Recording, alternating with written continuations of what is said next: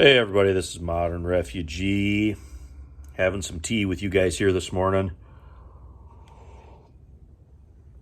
And there's a lot of high anxiety out there. I'm picking up a lot of anxiety, of course, online with the prepping channels, but then also people that I talk to here locally. There is a general anxiety with next week and everything that goes along with it. And for me, myself here, I've just been doing what I normally do this time of year, shoring up the pantry, making sure all my heaters work, making sure all the equipment is put up for the winter, making sure that my gear is good to go. I got spare parts here, just the normal things that I do this time of year. Because, after the time change next week, I'm going to have an hour less daylight when I come home from work. And, I'm going to do the same thing that I did with, every other bad thing that's happened in the last 20 years. I'm going to get up and I'm going to go to work. And I think that's for most people. And but that's not that I don't have a heightened sense of awareness about what's going on. I have a really fine-tuned sense of awareness with what's going on around me, especially in my local area. But then I also keep an eye on things online.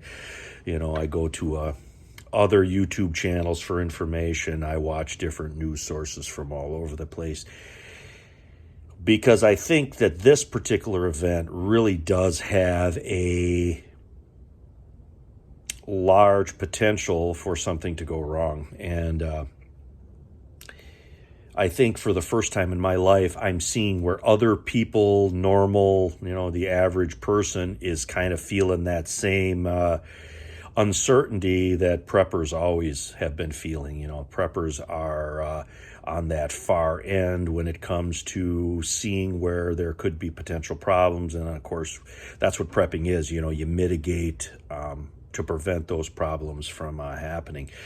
So that's where everything stands. Now, for me here, in the next day or so, there's a lot of sales going on right now. That's been a thing for me growing up here.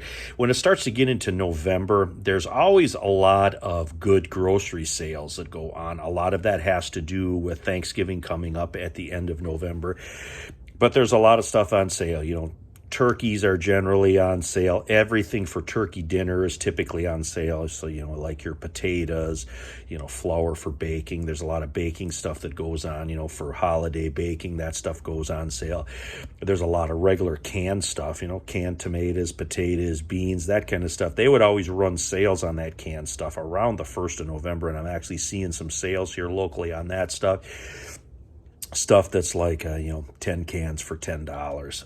It used to be, 10 cans for $1 when I was a kid, and now it's, $10 for 10 cans. That's how much. If you want to look at an inflation number, that's an inflation number. I remember we had a store around here for a long time called Save-A-Lot, and when 25 years ago, a lot of the canned goods at that particular Save-A-Lot store, they were like 19 cents, 15 cents a can if it was on sale for stuff, especially stuff like, pinto beans, potatoes, that kind of stuff, tomatoes. That stuff was all really, really inexpensive. But this is the season for stocking up. So that's something I want people to, if you're not used to shopping the sales or whatever, check your local ads, check the local places that you shop. A lot of the big box stores will put stuff on sale. They call them different names, rollback and that kind of stuff. Look for that stuff for the next month or so. This is a good time to stock up and keep an eye on what's going on. Keep an eye on your gas tank. Make sure that that's full. Any potential, disruptions or unrest that's in your area, avoid that stuff like the plague. Medical stuff, dental stuff. I was at the dentist today. I had some dental work done. That failed. I couldn't get in right away. I made an appointment for a couple of weeks out. They actually called me up right out of the blue, said, hey, we got somebody coming into the office and they got to do a couple of things. You want to come in and have them look at that? So I said, yeah, sure. So I got up like ridiculously early today, and I went there and I had them do what they had to do. I was literally in there like 25 minutes. Take every advantage that is given to you. If there's an opportunity whether it's a sale, somebody's throwing out something that's a good prep item, grab that stuff. This is the time of year to prep, but then also with everything that's going on. And whatever happens with next week, forces around the world are going to test. They're going to test whoever is going to be in there. It doesn't matter whether it's, countries in East Asia, whether it's, countries in Europe. They're going to test the waters on this. So I pretty much am expecting the unexpected. So, disruptions with, like debit cards, disruptions in fuel, possible electrical outages, telecoms going down, cell phones not working, internet outages, all these things, disruptions in supply lines, because it doesn't take much to disrupt, all the trucking going around the world. One thing goes down, fuel, stuff can't be transported.